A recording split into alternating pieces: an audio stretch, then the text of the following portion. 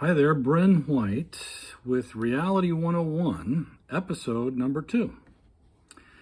There is a common connection and spiritual thread among all humans designed in on purpose by the one creator of all things. These universal human needs are talked about routinely by psychologists and anthropologists and others. And yet, what has taken place is that evil humans are trying to obscure this fact of connection between humans, the commonness between humans. There are people who are trying to obscure it by emphasizing the differences among humans, among different groups, cultures, subcultures. And hatred is being conditioned into the young so that humans harm each other rather than care for and help each other. This evil is something that humans do. It's called sin. Whenever somebody does something that is harmful and evil, it is sin. Now, sin is the thing that ruins human beings in a number of different ways. Sin is the thing that actually comes between a human being and his maker in terms of the relationship. And it just happens that all sciences are based on this reality, this fact, that all things that have been created, that exist in the universe, all things are actually designed in relationship, one thing to another, whether it's physics, mathematics, chemistry, astronomy, no matter what it is, and even things to do with human behavior, it all hinges on a process that is integrated and is totally connected. There is a connectedness among all things, and that's part of the meaning of life. That's part of the central meaning of things is in the relationships that exist, especially those things that have to do with human relationship, spiritual relationship, and especially between humans and their maker, sustainer, the one who's actually actively holding everything, sustaining everything perfectly at this moment with a great level of complexity. So you have human bodies that are being maintained by this source of life, the only source of life, which still cannot be properly explained just through empirical science. And the relationships that human beings are built for, that human beings fail at pretty often, those things are really the most meaningful aspect of the human experience, this experience on the earth.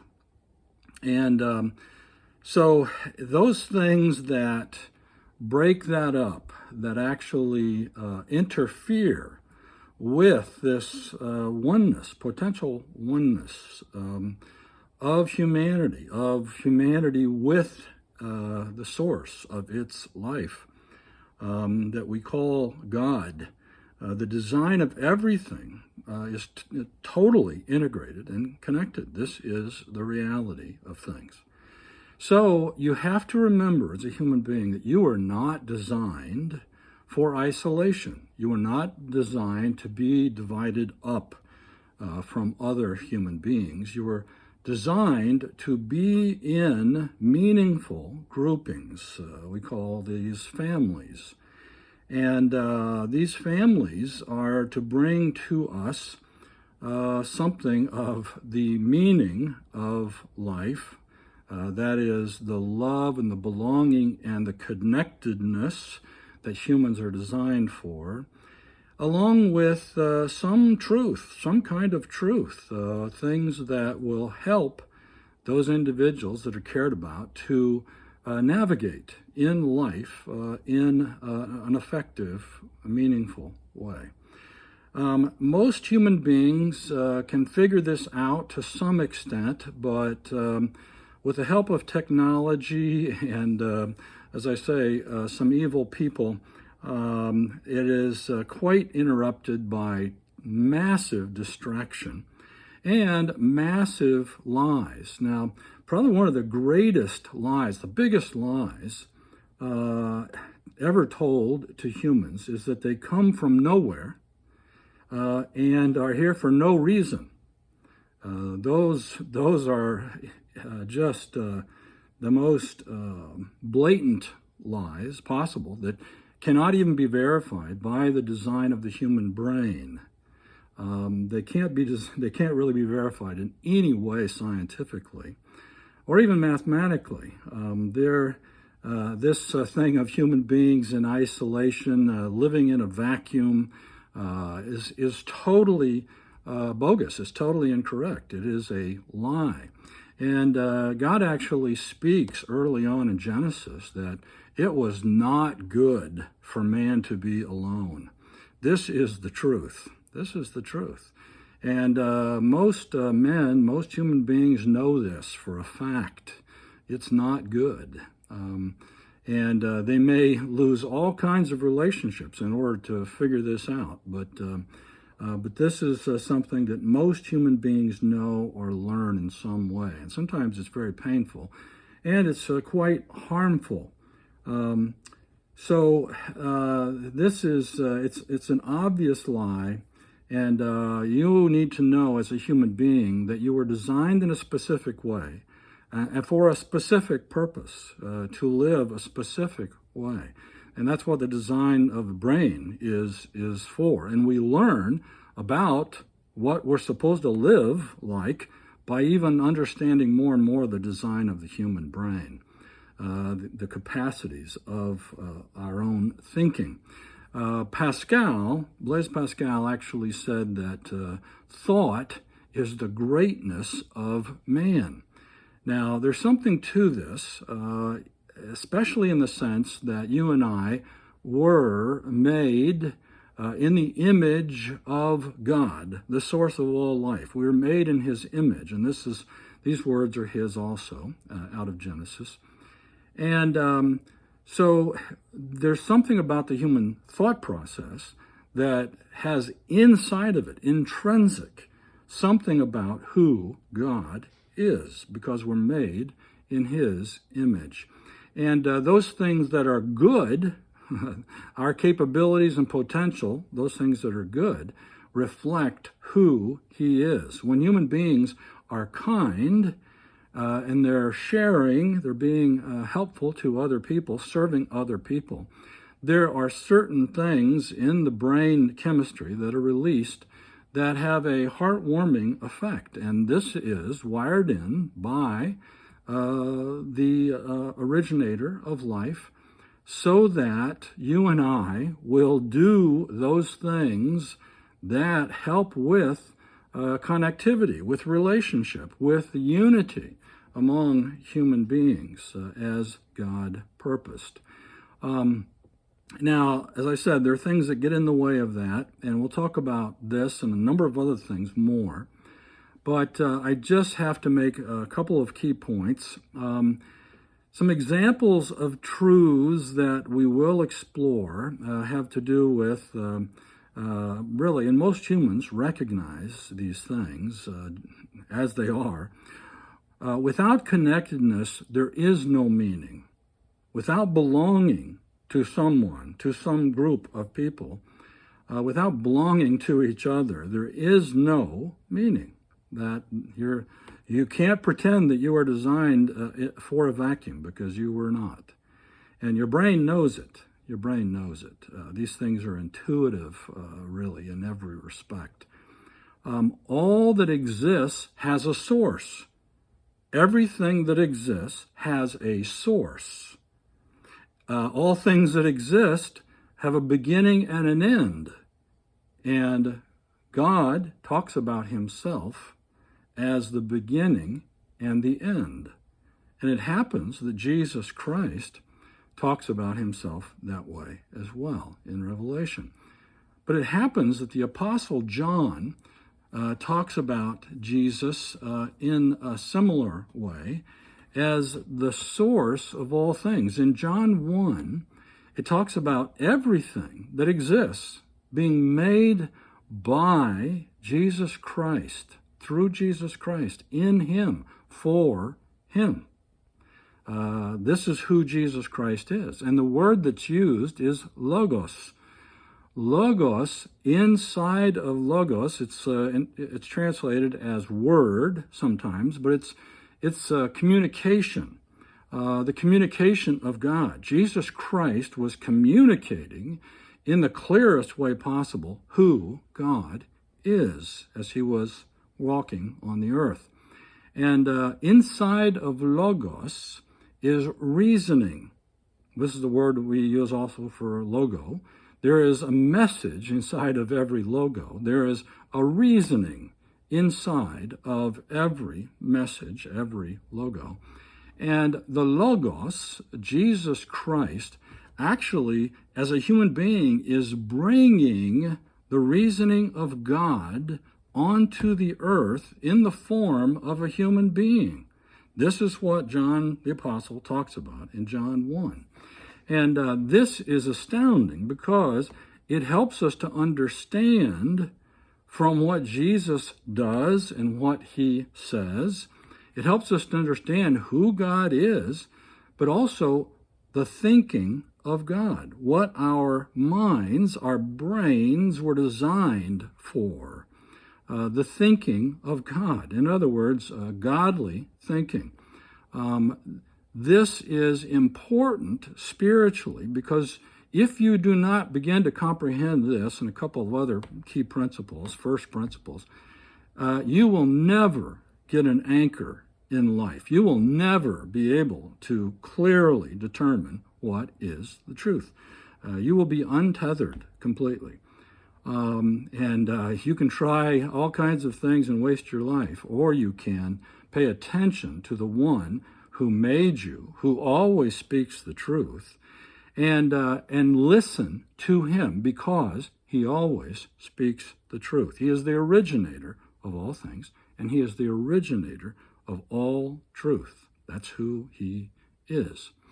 So Jesus Christ comes showing us, sharing directly in a very open way, the thinking of God, the reasoning of God, and helping us to understand how to navigate through this life in the best possible way, the most meaningful way, and the most connected way, the most unified way. And so in John 15, the apostle records Jesus saying, I am the vine, I am the true vine, and my Father is the gardener. Now this goes back to what I was saying last time in terms of the mind being like a garden that has to be cultivated in an active way. Otherwise, weeds will overtake it and it will be ruined. It'll become useless, not fruitful. And so this is one of the key things Jesus talks about. He is the connection. He and the Father are the connection and the nurturing that are required for living a meaningful life. And he goes on to talk about this connection, and that it produces fruit. He says, I am the vine and you are the branches. And he basically clarifies that if you and I are not connected to him, actively staying connected, attached to the source of our life, that we can do nothing without him. We will produce nothing of lasting value without him. This is who he is. This is what John was talking about in the beginning of his gospel, John 1. And this connectivity is crucial. It is crucial for you and I living a life that is really a full life, an abundant life, a thriving life, spiritually and relationally, and otherwise, So here we are talking about the source. We're talking about connectivity, the connection, about relationship. Everything is designed in terms of relationship. So, of course, you have the Father and the Son showing us, explaining to us oneness, connectedness, showing to us how this works and how we need to depend on the source of our life to have an anchor point, and really to receive all of what we need, all of our spiritual nutrients and all the love that we need, all the joy that human beings need, the peace that human beings need deep down. That comes from the same source that your life comes from. And there are a couple of other principles that we will be talking about as well. Whatever you plant, you will harvest. You reap what you sow. There's no way around this. There's no way around this. And this is something that human beings have figured out in a hard way, I would say, since the Garden of Eden, since farming began. And finally, whatever you think, you will become. Now, this goes back to our being fruitful, being attached, being close to the source, receiving the spiritual nutrients we need, the love we need so badly, the connectedness we need so badly as human beings. It all factors in to the development of the human mind. And people who have studied human development know this. They know this. And neuroscientists continue to study this very, very carefully because this is a truth that's really unavoidable completely. Whatever you think, you will become. Whatever takes up space, and it actually takes up a certain physical space in your brain cells, those thoughts are really real estate. When you let certain thoughts that especially are bogus or faulty reasoning, when you let those take over space in your brain, you really hamper the effectiveness of your thought process. And it hampers or deters certain development in you as a human being, spiritually, emotionally, otherwise, mentally. But whatever you think, you will become. Now, this is something that God says as well in Proverbs. And there are a number of truths like this that are really quite inescapable. And every human being who tries to avoid these truths, these first principles, they always hurt themselves. They hurt themselves. And they waste a lot of their lives on earth. And I want to help you to not do that. The last thing I'll say today is never undervalue the human connection. Never undervalue the human connection. And this is true for all of your interactions with human beings. And if you travel and are in and out of different cultures, and you know that this human connection is amazing. And it can be deep, even with some linguistic barriers and some other cultural barriers. But in the end, we are human beings designed by the same designer. And we have certain things in common as human beings. And this is verified by all psychology, all anthropology. And anybody who actually tries to push something else, it is incorrect. Totally incorrect. What all human beings know is that they need to be connected. They need to be connected to a good source. They need certain kindness and love, belonging, caring in their lives in order for their lives to be meaningful. Human beings figure this out. They know this. And so I am just trying to be helpful in this process. Never undervalue the human connection, the human interaction, the respect that is required. Never undervalue it. Be kind to your fellow humans today. God bless you. I'll see you next time.